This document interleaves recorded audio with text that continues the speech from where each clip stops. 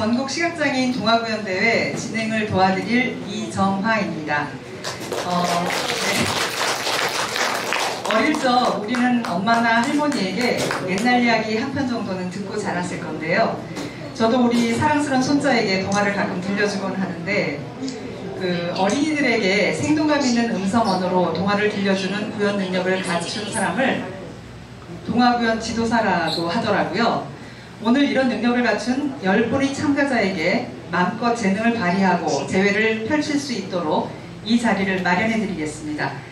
오늘 경연을 펼칠 10분의 참가자는 1번 권영순, 2번 조일신, 3번 김현미, 4번 이호순, 5번 유관임, 6번 김영순, 7번 이금희, 8번 신정배, 9번 정미, 10번 기록스님 순으로 진행하겠습니다.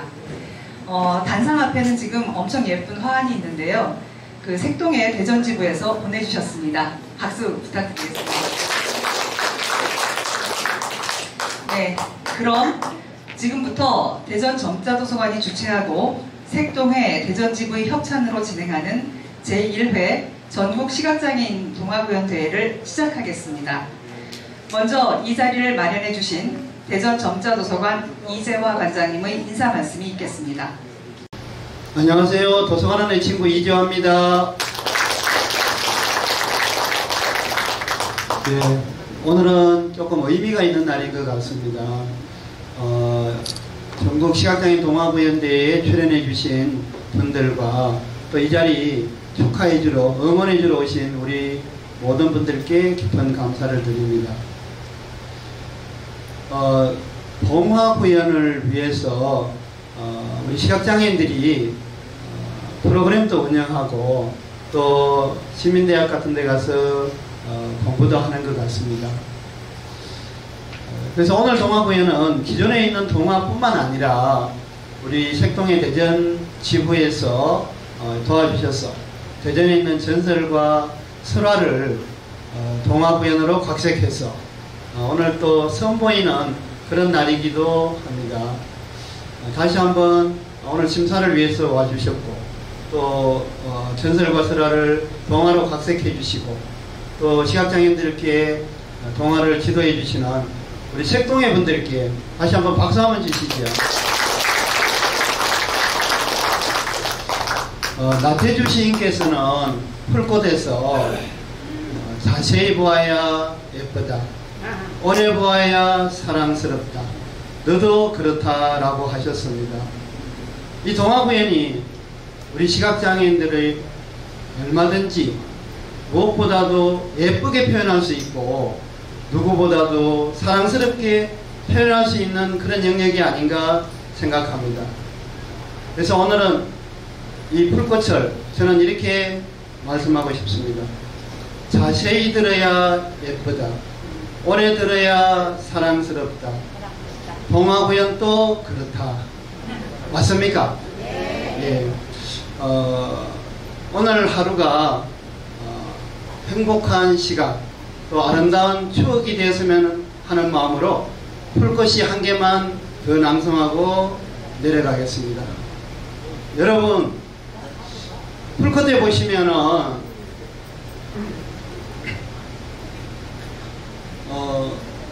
기죽지 말고 살아봐, 꽃 피워봐, 참 좋아. 괜찮습니까? 행복하세요. 네, 관장님은 나태주 시인을 진짜 엄청 좋아하시는 것 같습니다. 오늘 이 자리에서 제일 공정하신 분들이죠. 심사위원 두 분을 소개해드리겠습니다. 그리고 간단히 신사기도 부탁드릴 거고요. 네, 신은희 색동의 대전지부 이사님 오셨습니다. 네, 문경화 색동의 대전지부 이사님이십니다.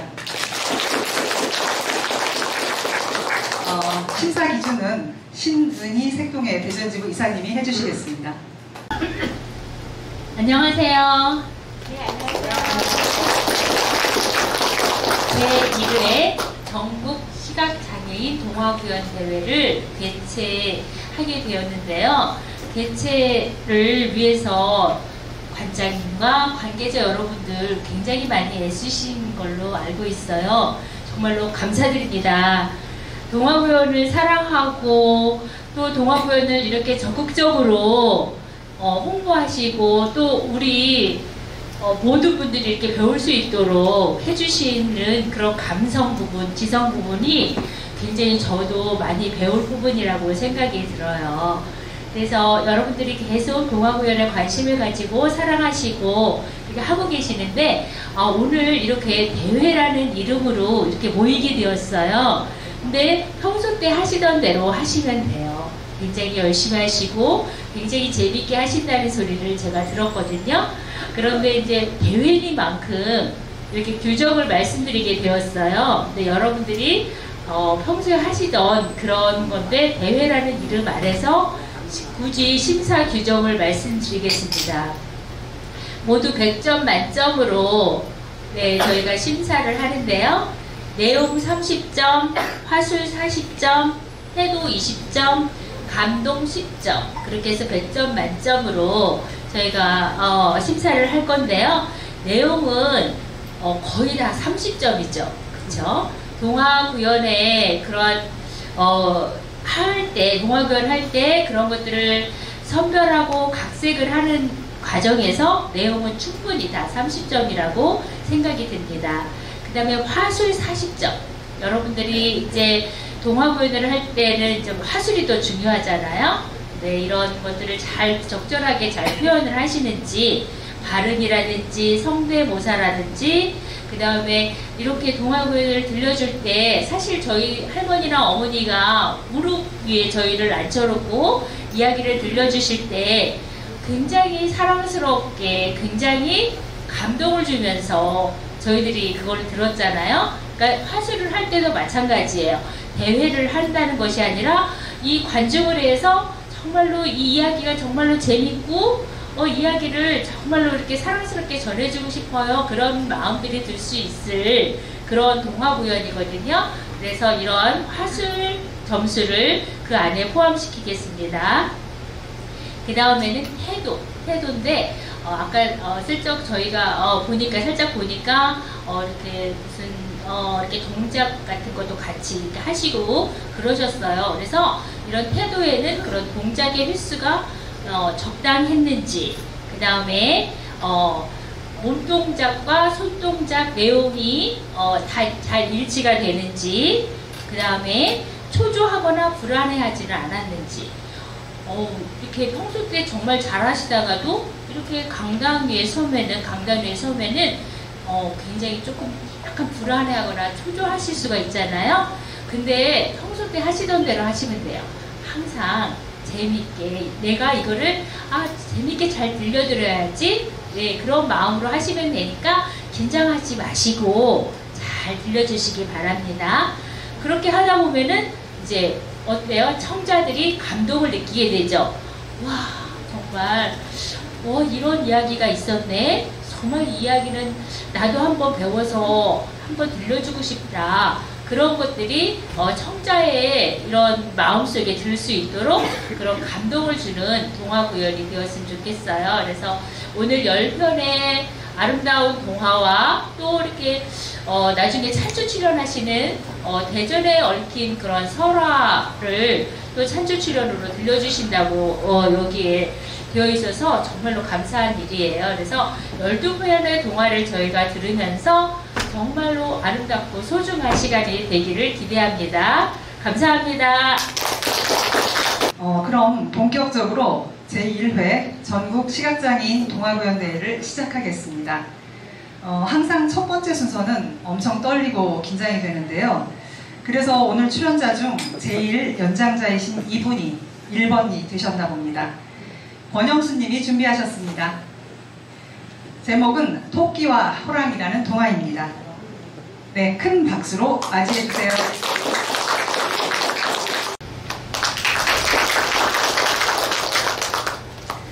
깊은 산속에서 토끼와 호랑이가 탁 마주쳤어요. 요놈 토끼야, 널 잡아먹어야겠다. 아이고 호랑이님, 한 번만 살려주세요. 안 돼! 나는 지금 배가 몹시 고프단 말이야. 아이고 그러면 저희 집에 따끈따끈한 떡이 있으니 떡부터 드시고 저를 드세요. 호랑이는 잠시 생각했어요. 떡도 먹고 토끼도 잡아먹을까? 오예! 욕심 많은 호랑이는 토끼를 따라갔어요. 호랑이님, 잠시만 여기서 기다리세요. 제가 따끈따끈한 떡을 가지고 올게요. 토끼는 빨갛게 달궈진 돌떡을 호랑이 앞에 내놓았어요. 호랑이님, 시키기 전에 어서 드세요. 하하하하, 맛있겠다. 호랑이는 돌떡을 꿀꺽 삼켰지요. 아하, 뜨거워, 호랑이 살려. 호랑이는 후다닥 달아났어요. 토끼는 호랑아 야구르지 야구르지. 토끼는 깡충깡충 뛰어서 숲으로 돌아갔대요. 네, 역시 연륜이 있으셔서 첫 번째인데도 담담하고 재미있게 잘 소화해내셨네요. 정렬 박수 부탁드립니다. 네. 두 번째 순서는 조일신 님이 준비하셨습니다. 나무 그늘을 산 총각이라는 동화입니다. 어떤 이야기인지 다 함께 큰 박수와 함께 들어보시기 바랍니다.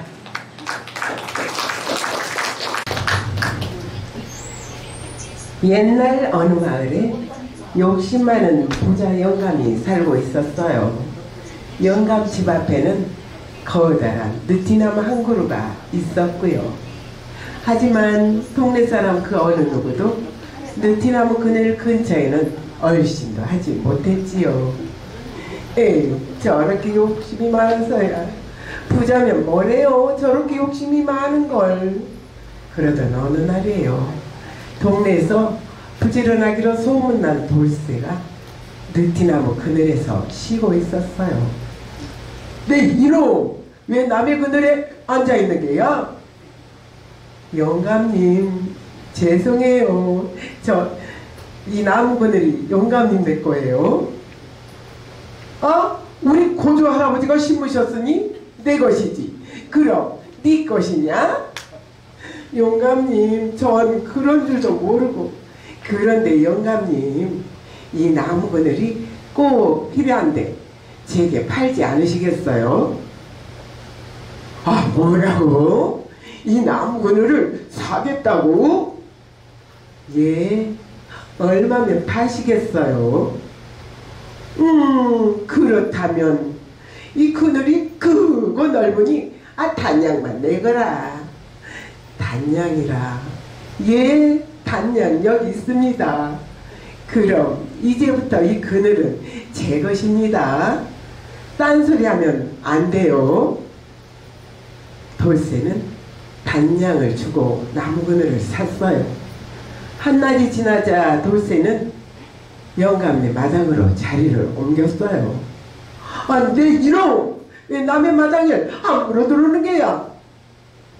영감님, 저는 제 그늘에 앉아있는 거예요. 해는 점점 기울어 나무 그늘이 영감네 마루 위로 올라갔어요. 이야, 시원하다. 아, 내 이놈! 왜 남의 마루에 함부로 올라오는 게야? 썩 내려가지 못해? 무슨 말씀이세요? 저는 제 나무 그늘을 따라왔을 뿐인데요. 시간이 흐르자 나무 그늘은 영감네 안방으로 들어갔어요. 돌쇠는 영감네 안방으로 들어가 벌렁 누기도 하고 굴굴 자기까지 했지요.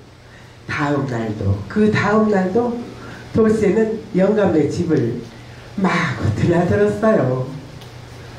그제서야 욕심쟁이 영감이 땅을 치며 후리했어요. 아, 돌쇠야, 단양 도로 줄 테니 없었던 일로 하자. 안 돼요. 그렇게 못 돼요. 아, 제발 부탁이다. 아, 그래, 10냥이면 되겠느냐? 겨우 열량이요. 정 그러시다면 5천냥 내세요. 아 매야? 아 5천냥? 영감네 식구들은 저마다 난리가 났어요.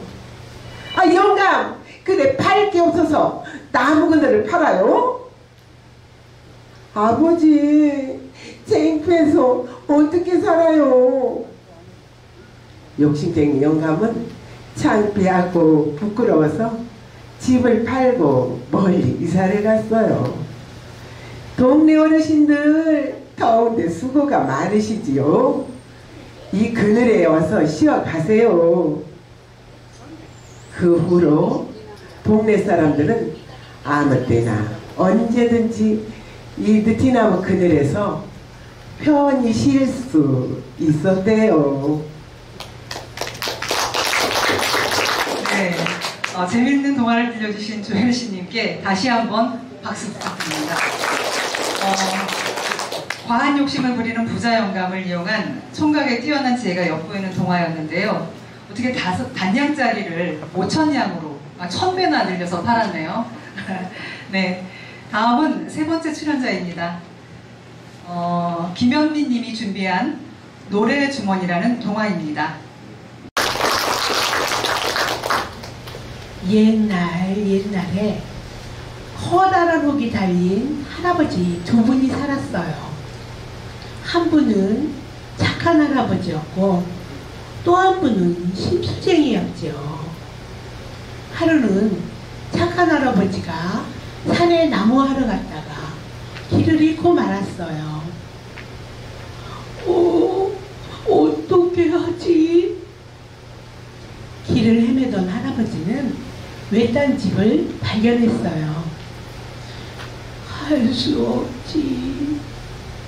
오늘은 여기서 사는 수밖에. 빈집에 들어간 할아버지는 무서워서 노래를 부르기 시작했어요. 도라지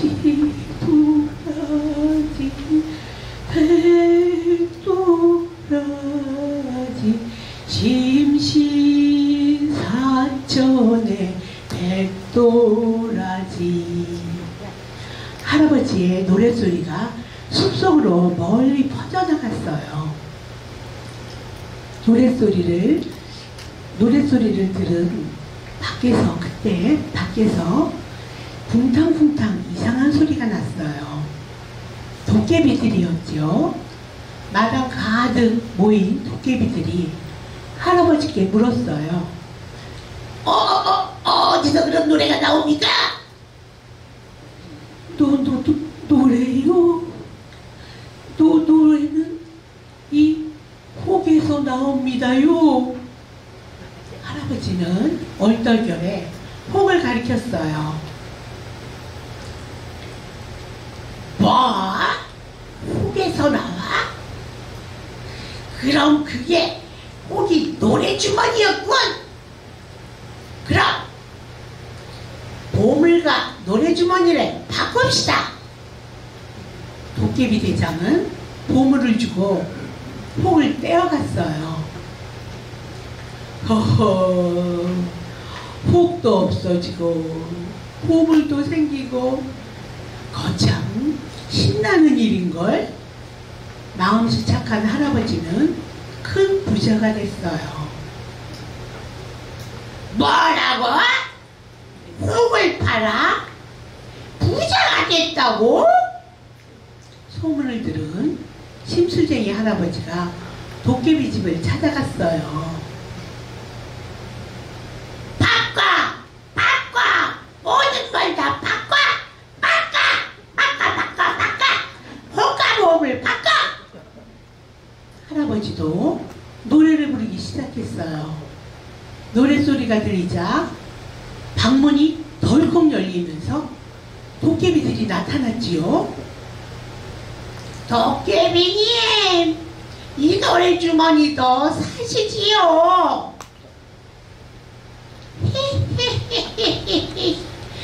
너 잘 만났다, 이 거짓말쟁이야. 도깨비 대장은 화가 나서 혹 하나를 더 붙여주었어요. 아이고, 혹대러 왔다가 혹 하나를 더 붙이고 갔네. 심수쟁이 할아버지는 혹을 2개나 붙이고 울면서 집으로 돌아왔대요. 아, 네. 너무 재밌는데요. 혹대러 갔다가 혹 붙이고 온다. 이런 그 속담이 이 얘기에서 나온 거 아닌가 싶습니다. 네. 네 번째 순서입니다. 네 번째 순서는 어떤 내용의 동화를 구현해 주실까요? 이효수님이 준비하셨습니다. 제목은 3년 고개입니다. 예전에 우리 엄마한테 들었던 동화 제목과 같은데 그 동화가 맞는지 저도 잘 들어봐야 되겠습니다. 큰 박수로 맞이해 주세요.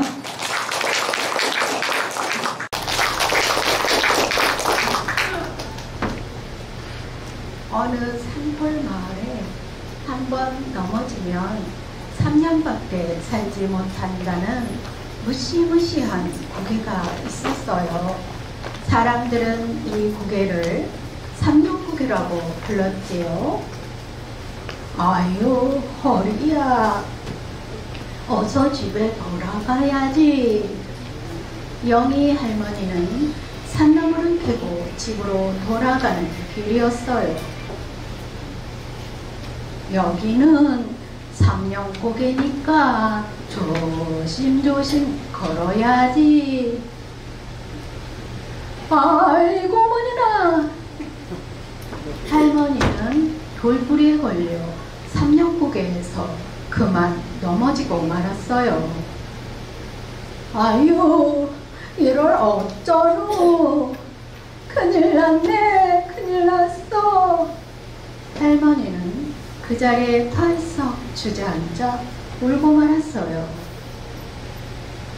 삼년고개에서 넘어지면 3년밖에 못 산다는데 내가 죽으면 우리 영희는 누가 돌봐주지? 집으로 돌아온 할머니는 시름시름 앓기 시작했어요. 할머니, 이 죽 좀 드셔보세요. 빨리 일어나셔야지요. 할머니는 아무것도 먹지 않고 잠도 자지 않았어요. 영희는 할머니의 손을 잡고 훌쩍훌쩍 울었어요. 마을에도 이 소문이 퍼져나갔어요.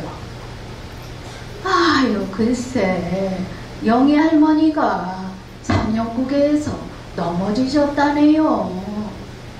아이고, 평생 고생만 하셨는데 불쌍해서 어떻게 해요? 마을 사람들 모두 걱정을 했지만 좋은 방법이 없었어요. 그러던 어느 날 영희 친구 도리가 할머니 집으로 찾아왔어요. 할머니, 너무 걱정하지 마세요. 제게 아주 좋은 방법이 있거든요. 좋은 방법이라니 어서 말해봐. 그 방법은 말이지, 할머니께서 삼년고개에서 다시 넘어지시는 거예요. 뭐라고? 또 넘어지라고? 에이, 이 녀석이 지금 나를 놀리는 게야. 할머니는 화를 내며 말했어요.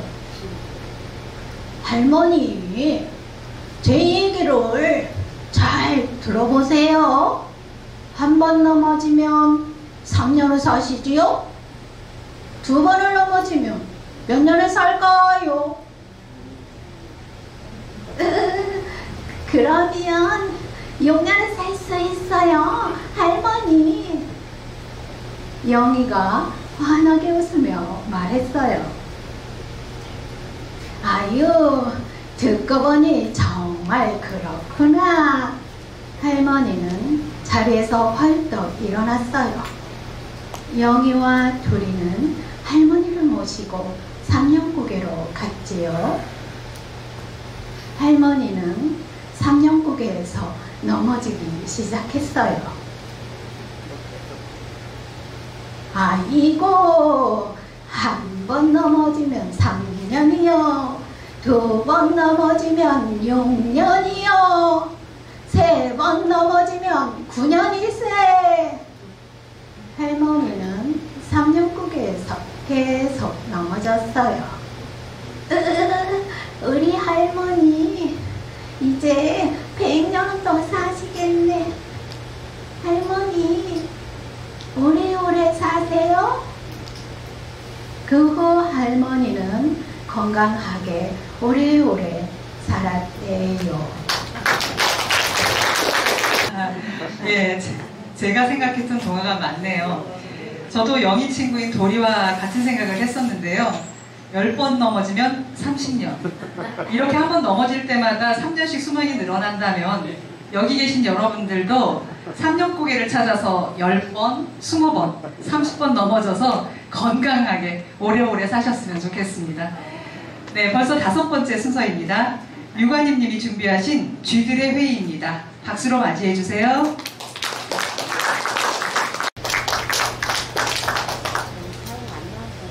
할머니지가 큰 소리로 말했어요. 아, 고양이가 우리 막내를 물어갔어요. 이 일을 어쩌면 좋아요. 쥐들은 모두 모여 의논을 했어요. 아빠지가 근심하며 말했어요. 아, 고양이가 오는 걸 어떻게 미리 알 수 없을까? 언니지가 말했어요. 아, 고양이가 오는 고양이 목에 방울을 달아주면 되지요. 오빠지가 말했어요. 그래요. 고양이 목에 방울을 달아주면 딸랑딸랑 소리가 나서 모두 도망가면 되지요. 할머니씨가 말했어요. 그럼 누가 고양이 목에 방울을 달고 오겠노? 그 말에 쥐 가족들은 아무 말도 하지 못했대요. 감사합니다. 쥐가 고양이를 무서워하는 건 있지만 그 고양이한테 누가 방울을 달지 고민하는 그런 동화였습니다. 다음은 6번째 참가자입니다. 김영수님이 준비하셨습니다. 동물나라 방송국이 생겼어요 라는 동화입니다. 어떤 방송국이 생겼을까요? 함께 들어보시겠습니다. 박수 부탁드립니다. 숲숲 동물나라에 방송국이 처음으로 생기는 날이에요. 자, 가시나무로 안테나도 달았으니 내일이면 우리도 텔레비전을 볼 수 있을 거예요. 부엉이 할아버지 말씀에 염소 아저씨는 탱자로 만들 마이크를 톡톡 쳤어요. 그리고는 빨리 말했지요. 에헴, 마이크를 시험 중입니다. 저로 말씀드릴 것 같으면 앞으로 소식을 알려드릴 염소일시다. 그러자 여우 아주머니가 아유, 그렇게 빨리 말하니 무슨 소린지 모르잖아요. 오리가 나서더니 꽥꽥 제가 해야 돼요. 아유, 시끄러워. 오리가 소리 지르자 동물들은 모두 길을 막았어요. 모두들 방송을 하겠다고 다투는 바람에 참나무 방송국이 흔들흔들 울렸지 뭐예요. 부엉이 할아버지는 큰 소리로 말했어요. 자, 이럴 게 아니라 또박또박 정확하게 말하는 동물을 뽑읍시다.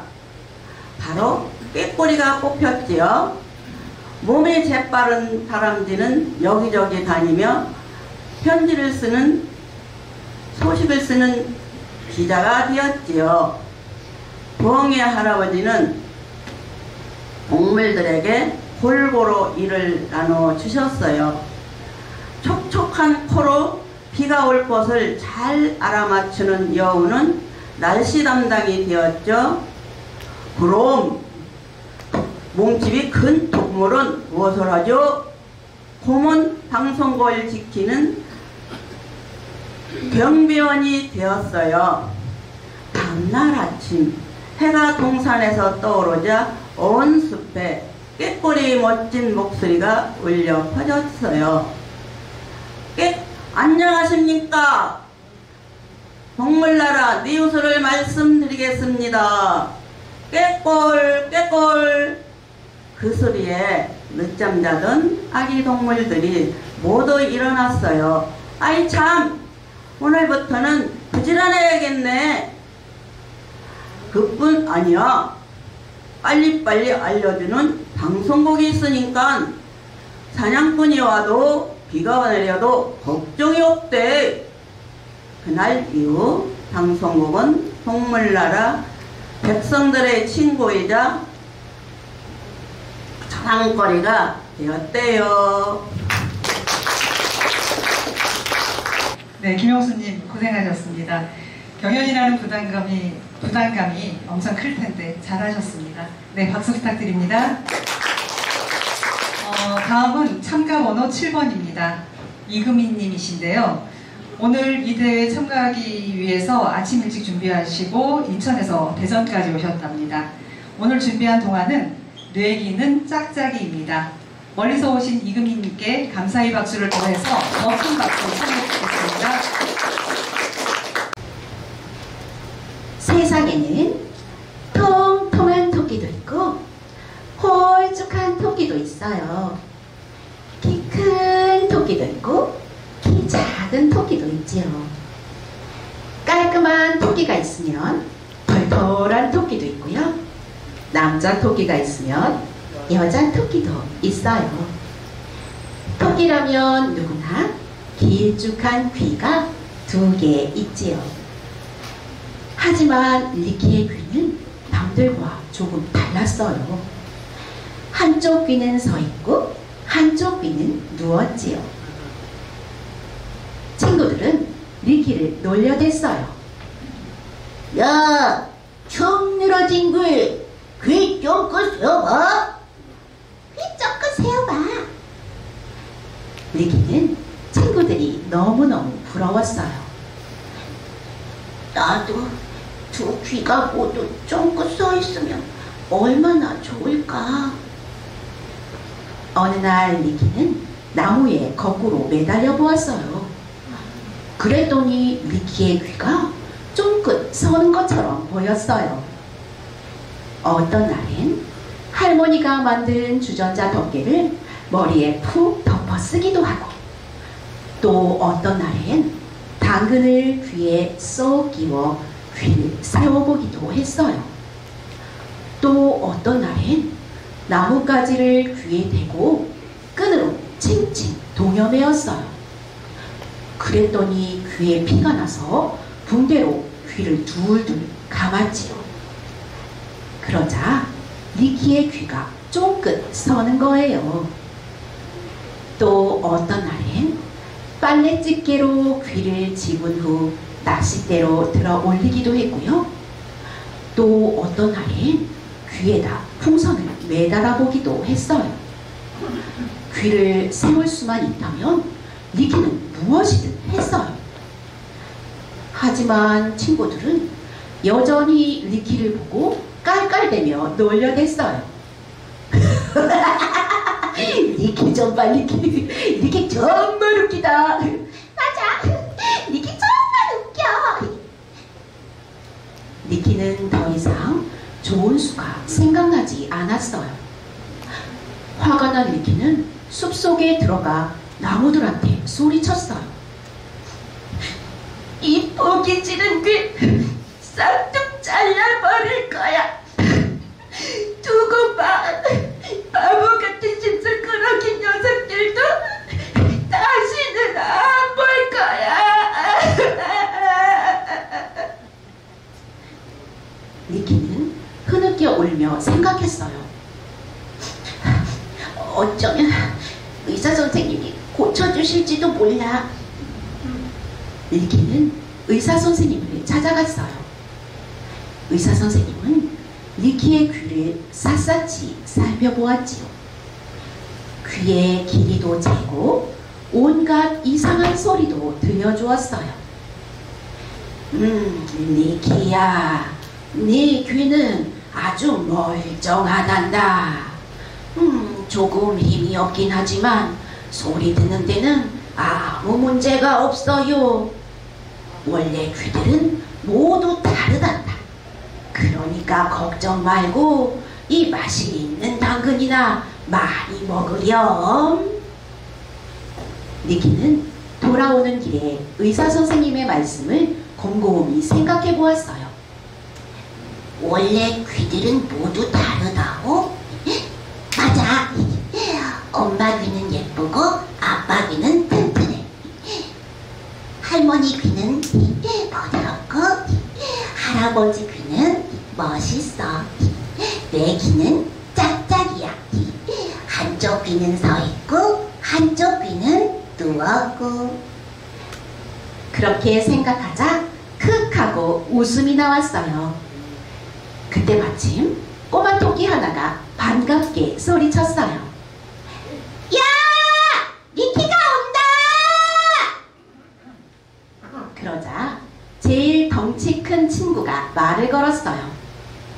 안녕 리키, 어서 와. 네가 없어서 얼마나 심심했는지 몰라. 귀 세울 방법 알아냈니? 귀 세울 방법 알아냈어?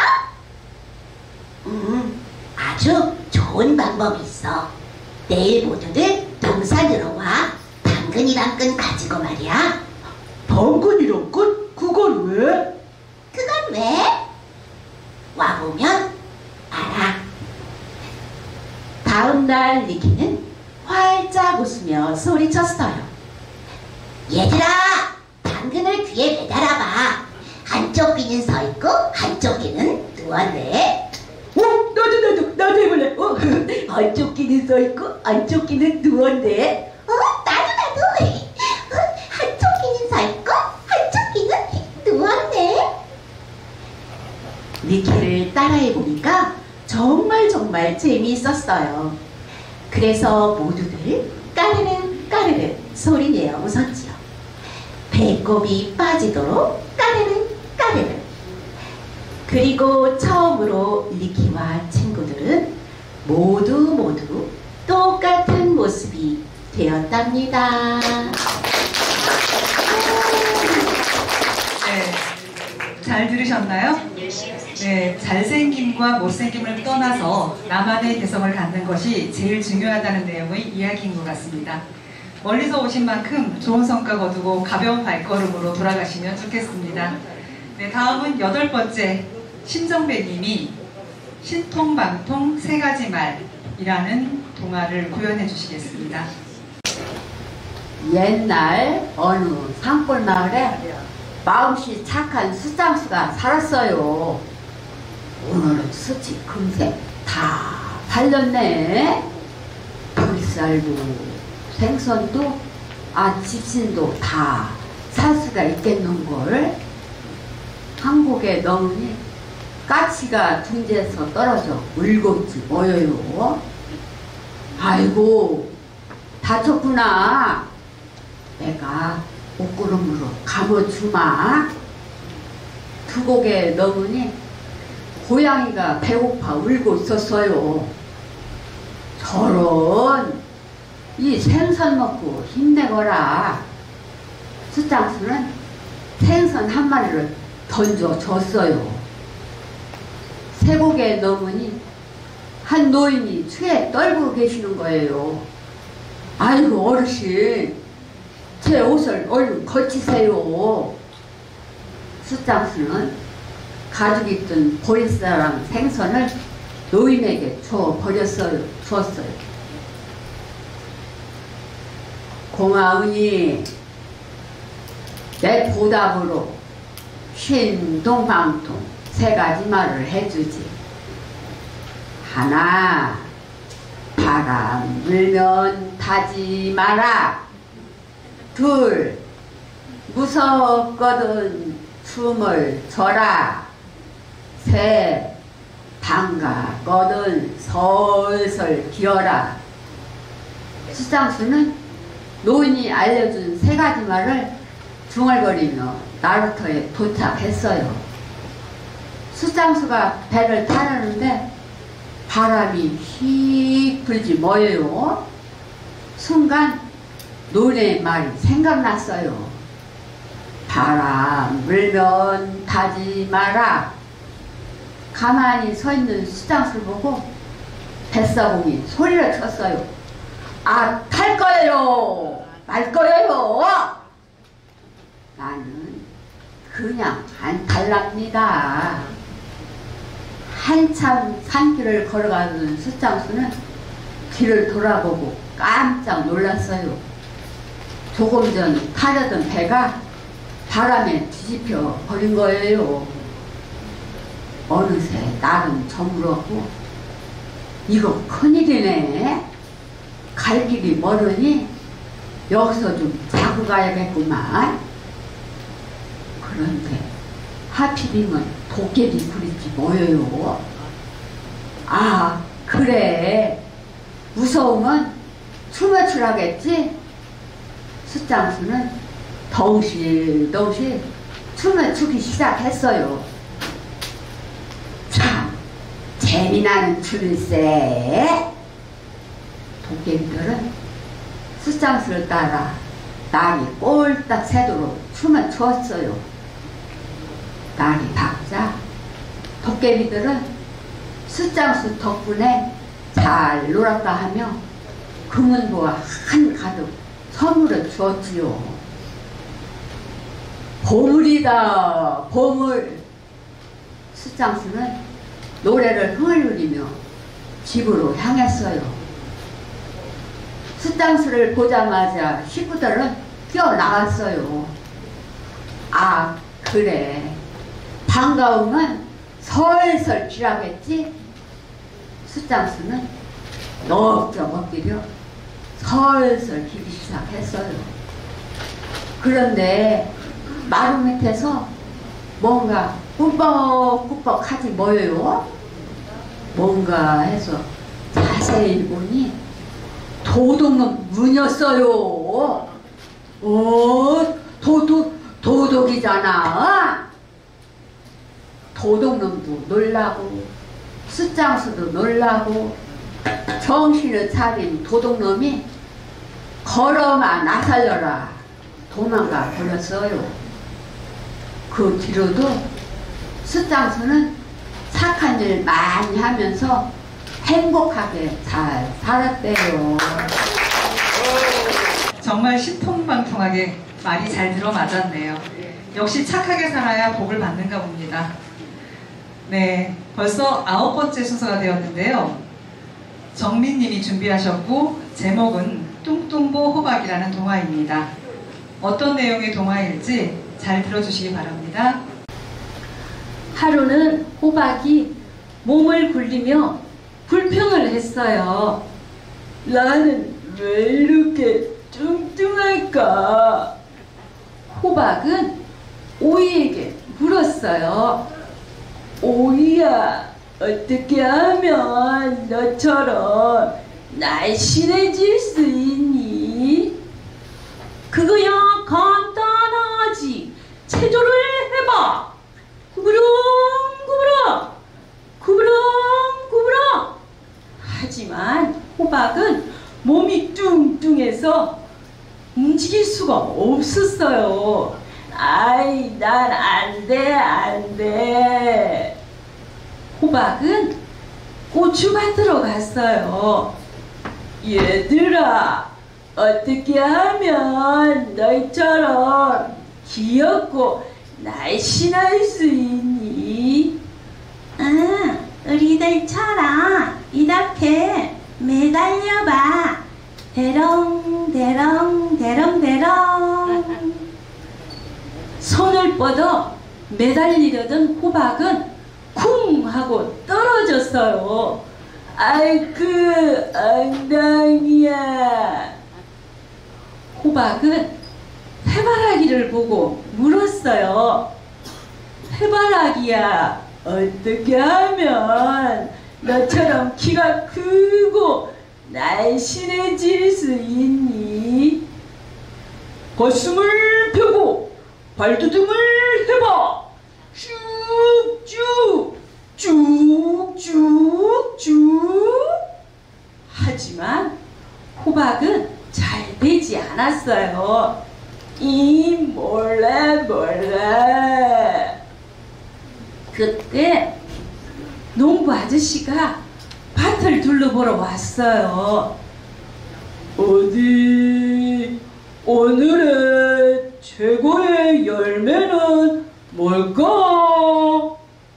오호, 그놈 참 탐스럽게 잘 자랐네. 농부 아저씨는 싱글벙글 웃으며 호박을 쓰다듬어 주었어요. 내가 오늘의 최고의 열매라고? 야호, 신난다. 호박 같은 내 얼굴 예쁘기도 하지요. 눈도 반짝, 코도 반짝. 그제야 호박은 싱글벙글 웃으며 기분이 좋아졌대요. 감사합니다. 각자 자신의 역할에 최선을 다하고 자존감을 갖고 만족한 삶을 살자라는 교훈을 주는 동화인 것 같습니다.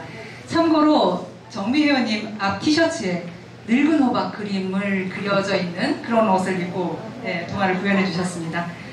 네, 벌써 마지막 순서입니다. 10번째이고요. 기록수님의 고양이가 맡은 생선가게라는 동화입니다. 오래 기다리시느라고 고생하신 우리 기록수님께 격려의 박수 부탁드립니다. 옛날 어떤 생선가게에 먹보 고양이가 살았어요. 하루는 생선가게 아저씨가 밖에 나가며 고양이에게 부탁했죠. 영아, 생선 좀 지켜줄래? 갑자기 급한 일이 생겼구나. 네, 알겠어요. 걱정 말고 다녀오세요. 고양이는 대답했어요. 생선들을 둘러본 고양이는 군침이 돌기 시작했죠. 아, 맛있는 고기들 살짝 한 마리 먹어도 모를 테지. 어디도. 와, 이 가자미 정말 꿀맛인걸. 와, 요렇게 날씬한 꽁치는 없어져도 모를 거야. 고양이는 생선들을 차례차례 먹어치웠어요. 와, 배부르다. 우와. 배가 부른 고양이는 그만 잠이 들었어요. 잠시 후 밖에서 돌아온 아저씨는 그저 놀랄 수밖에요. 영아, 어서 일어나봐. 생선들이 다 어디로 갔지? 잠에서 깬 고양이는 당황하여 말했어요. 아, 네, 그게요. 그러니까 납치란 놈이 납치가 엎드리니까 꽁치가 꽁 때렸거든요. 그런데 잘못해서 잉어가 얻어맞아 잉 울어버렸어요. 그런데 가자미가 시끄럽다고 밖으로 가자 하대요. 그래서 어떻게 됐단 말이냐? 그러니까 가오리도 나도 가오리 하고 따라갔어요. 고양이는 능청스러운 대답을 하면서 아저씨의 눈치를 살폈어요. 아저씨는 기가 막혀서 입이 다 벌어졌죠. 이 말이 모두 사실이었다? 아이, 그러냐. 그럼 놀래기는 어떻게 된 거냐? 그야 차다가 놀라서 그냥 따라갔죠. 아저씨는 정말로 화가 났어요. 네 이놈! 그럼 저 구석에 있는 꼼장어가 꼼짝 마라 하는 것도 보았느냐? 너는 고약해서 고양이로구나. 화가 난 아저씨는 고양이의 목을 덥석 잡았어요. 그 후로 사람들은 고양이에게 생선 가게를 맡기지 않았대요. 여러분 그 10편의 동화 잘 들으셨죠? 네, 이렇게 해서 10분의 동화 구연을 모두 들어봤는데요. 여러분들도 각자 마음속으로 점수를 매겨보시는 것도 재미가 있을 것 같습니다. 이제부터는 심사위원님들께서 심사 결과의 점수를 취합하실 텐데 점수를 합해 결과를 내시는 동안 저희가 준비한 찬조 출연이 있겠습니다. 개인극을 하셨던 분들이 모여 역할극을 준비하셨습니다. 대전의 동구와 중구에 전해오는 구전설화를 동화로 각색했습니다. 대전광역시 중구 보문산에 얽힌 보물산 이야기와 대전광역시 동구 가오동의 은어송 이야기를 차례로 들려드리겠습니다. 옛날에 부모님을 극진히 모시고 사는 나무꾼이 살았어요. 얼마나 효심이 지극하던지 이웃마을까지 소문이 자자했지요. 어느 날 나무꾼이 산에서 내려오는 길이었어요. 도와주세요! 살려주세요! 목이 말라요! 작은 옹달샘에서 물고기 한 마리가 외치는 소리였어요. 나무꾼은 지게를 내려놓고 옹달샘 아래쪽 작은 연못으로 물고기를 옮겨주었지요. 고맙습니다. 이 은혜 절대 잊지 않을게요. 며칠 뒤 연못가 작은 나무에 주머니가 걸렸어요. 주머니에는 은혜 갚는 주머니라고 씌어 있었고요. 은혜 갚는 주머니? 호호, 마침 잘 되군. 나무꾼은 산에서 주운 도토리를 주머니에 넣었어요. 집에 돌아온 나무꾼은 주머니를 열어보고 깜짝 놀랄 수밖에요. 도토리가 계속 나오잖아. 나무꾼은 쌀 한 톨을 주머니에 넣어보았어요. 그랬더니 쌀이 쏟아져 나오지 뭐예요? 어라, 이건 보물주머니잖아. 아이고 산신령님 감사합니다. 감사합니다. 이웃마을에 사는 욕심쟁이 형님이 이 소문을 듣고 동생을 찾아왔지요. 여보게 동생, 그 보물주머니 한 번만 빌려주게. 아이고 형님, 이 보물주머니는 함부로 사용하면 안 됩니다. 아니 안 되기는 뭐가 안 돼? 어서 내놓게. 안 됩니다 형님. 욕심부리면 안 됩니다. 안 되기는 뭐가 안 돼? 이리 내놔. 형님은 보물주머니를 억지로 빼앗아 금반지를 넣어보았어요. 그랬더니 소문대로 금반지가 쏟아져 나오지 뭐예요? 하하하하, 나도 이제 큰 부자가 되었네. 큰 부자가 되었어. 얼쑤. 형님, 이제 그만 보물주머니를 돌려주십시오. 돌려주기는 왜 돌려줘? 형님, 욕심부리면 안 됩니다. 그러니 돌려주십시오. 아니 이놈아, 그게 어디 내 것이라고 쓰여져 있더냐? 형님은 동생을 피해 도망가다 그만 보물주머니를 떨어뜨리고 말았어요. 그 순간 주머니 속으로 흑한 줌이 쏙 들어가지 뭐예요. 그러더니 흙이 마구 쏟아져 나와 쌓이기 시작했지요. 아이고 내 보물주머니. 그제야 형님이 후회했지만 보물과 보물주머니는 하염없이 묻혀버렸지요. 그 후 보물주머니가 묻혔다 하여 보물산이라 불리다가 보문산으로 이름이 바뀐 거래요.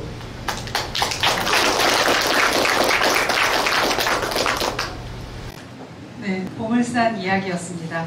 회원 여러분들도 많이 들어보셨었죠? 네, 이제는 우리 회원님들도 연습을 많이 하셔서 정말 점점 더 자연스럽게 연기들을 잘 하시는 것 같습니다. 다음은 저희 아까 말씀드린 대로 가오동 은어송 이야기입니다. 옛날부터 생활 마을에 은어송이라는 젊은이가 살고 있었어요. 산에 나무 하러 오르던 은어송이 작은 토굴 앞에 도착했어요. 범은스님, 저 왔습니다. 주먹밥 좀 드셔보세요. 고맙네. 자네가 주먹밥을 나눠준 지도 어느새 3년이 되었구만. 예, 벌써 그리 되었네요. 주먹밥을 다 먹은 은성은 아버지 무덤을 향해 큰 절을 올렸어요. 자네, 아버지 묘를 어디다 모셨다 하였나? 예, 깊은 산골짜기에 모셨습니다. 많이 적적하시겠구만. 자네, 나를 따라오게나.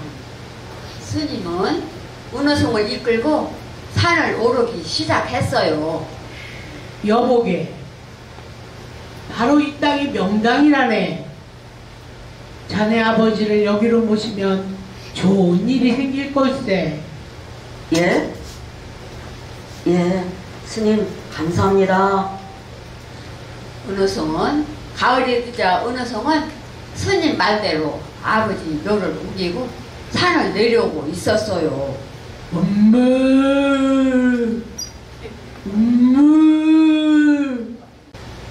숲속에 웬 소가 있던? 거참 희한한 일이네. 은어송은 소를 이끌고 집으로 내려와 막 잠이 들려 할 때였어요.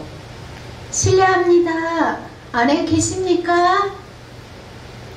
밤길에 그만 길을 잃었는데 하룻밤만 심술을 칠 수 있을까요? 네, 그럼 누차지만 잠시 쉬었다 가시지요. 그런데 무슨 일로 여인 혼자 이런 곳까지 오셨습니까? 저는 연이라 합니다. 아버지께서 억울하게 역적으로 몰려 가족들은 모두 죽임을 당하거나 뿔뿔이 흩어지게 되었지요. 그날의 인연으로 연희와 은성은 부부가 되었어요. 서방님, 이제 빚은 다 갚았으니 공부를 하시면 좋겠어요. 알겠소. 내 열심히 글을 배워 벼슬길에 꼭 오르겠소. 마침내 은어송은 과거에 합격을 하여 장인 어른의 억울한 누명을 풀어주었지요. 아버지의 억울함을 풀어주셔서 고맙습니다, 서방님. 내가 더 고맙죠. 이렇게 당신을 만나 잘 살게 된 게 아무래도 스님이 알려준 아버지의 맷자리 덕분인 것 같소. 벼슬길에서 내려온 은어송이 우터 생활 마을에 새로 집을 짓고 살던 어느 날이었어요. 안에 계십니까? 아니, 범웅 스님 아니십니까? 스님 덕분에 제가 이렇게 아내도 없고 잘 살게 되었습니다. 스님, 정말 감사합니다. 허허, 그게 어디 내 덕분이겠는가. 자네가 나누어준 복이 다 자네에게 되돌아간 것일세. 그 후 은어송 이야기는 어글버글 많이 풀고 있다는 대전 동구 식장산에 얽힌 이야기로 전해지고 있대요. 네. 잘 들으셨나요? 네. 이제 심사 결과가 나온 것 같은데요. 간단한 심사평과 함께 수상자를 발표해드리겠습니다. 문경희 대전지부 이사님 심사평 부탁드립니다. 안녕하세요. 반갑습니다. 정말 오랜만에 행복한 시간이었습니다. 영국의 평론가 존 러스키는 인생은 흘러가는 것이 아니라 내가 가진 그 무엇으로 채워가는 것이라 했습니다. 그 무엇을 채워나가기 위해 대회에 참가하신 모든 분들 다시 한번 용기의 박수를 쳐드리고 싶습니다. 수고 많이 하셨습니다. 다른 사람들보다 10배, 100배의 노력, 또 그리고 그 열정을 제가 알고 있기에 오늘 대회 참가하신 모든 분들 모두 대상감이십니다. 자, 그러면은요, 굉장히 오늘요, 정말 많이 늘으셨어요. 앞에서 발표하실 때. 근데 다음 동아구연 발표할 때 좀 더 나은 동아구연 발표를 위해서 제가 몇 가지만 짚어드리도록 하겠습니다.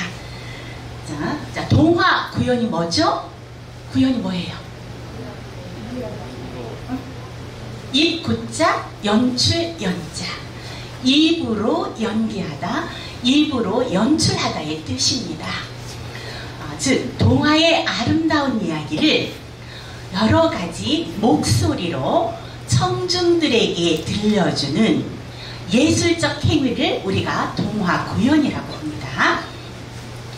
자, 그러면은 동화구연을 잘하기 위해서는 먼저 어떻게 해야 되냐면 동화의 내용을 완전히 내 것으로 소화를 해서 내가 동화 속 주인공이 되어 감정이입이 잘 이루어졌을 때 청중들에게 감동 있는 동화를 들려줄 수 있게 됩니다. 그래서 앞에 나와서 발표를 하실 때는요, 제일 먼저 바른 자세, 자신감 있는 태도로 임해 주셔야 됩니다. 아까 동화구연 발표하실 때요, 좀 쑥스러워서 그랬는지 자꾸 이렇게 옷자락을 매만지든지 아니면은 손을 자꾸 마주하면서 손가락을 움직이시는 분이 계셨거든요. 그래서 항상 앞에 나서실 때는 양옆에 가지런히 내리시고 움직이지 말고 바른 자세를 임해주시는 것이 좋고요. 자, 목소리는 복식 호흡에 의한 발성법으로 공명된 소리를 내주시고요. 그 다음에는 정확한 발음, 표준 발음을 구사해 주시면 좋습니다. 이제 선생님과 함께 겹받침, 또 여는 법칙, 두음 법칙 함께 체크를 해서 연습해 주시면 좋겠습니다. 마지막으로는요, 고저장단에 의한 운율법, 또 긴장감과 힘을 적절히 잘 이용하시면은 앞으로 좀 더 훌륭한 동화구연을 하실 수 있게 됩니다. 모두 수고 많으셨습니다. 이제 그 심사가 다 끝났고요. 저희가 이제 수상, 그러니까 시상식을 해야 되는데 장려상부터 이렇게 발표를 해드릴 거예요. 그 호명되신 분은 이제 앞으로 나와주시면 되고, 그 장려상은 각 10만 원의 상금이 지워질 거고요. 요거는 저희가 계좌 이체해드릴 겁니다. 그 시상은 이재화 관장님이 해주시겠습니다.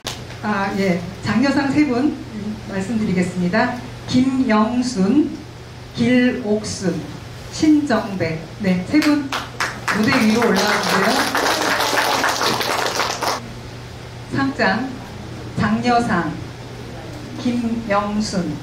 위 사람은 대전점자도서관이 주최하고 색동의 대전지부가 협찬한 제1회 시각장애인 동아구연대회에서 위와 같이 입상하였기에 이 상장과 부상을 드립니다.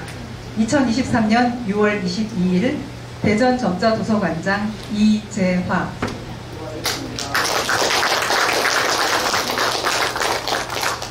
네, 상장 신정배. 상장 내용은 같습니다.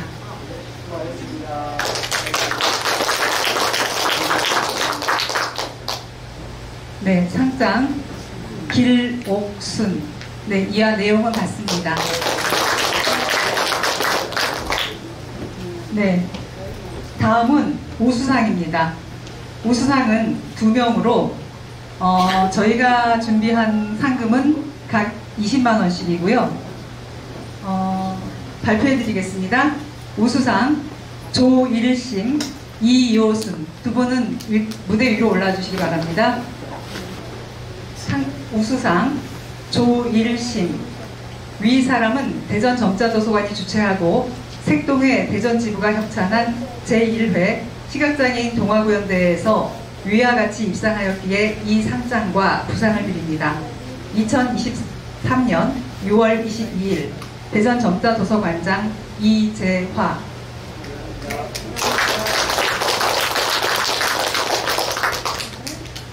네, 상장 우수상 이요순. 이하 내용은 같습니다. 네, 이제 대망의 최우수상입니다. 최우수상은 상금 30만 원입니다. 호명되신 분은 앞으로 나와주시기 바랍니다. 이금희님입니다. 네, 상장 최우수상. 위 사람은 대전 점자도서관이 주최하고 색동의 대전지부가 협찬한 제1회 시각장애인 동아구연대회에서 위와 같이 입상하였기에 이 상장과 부상을 드립니다. 2023년 6월 22일 대전 점자도서관장 이재화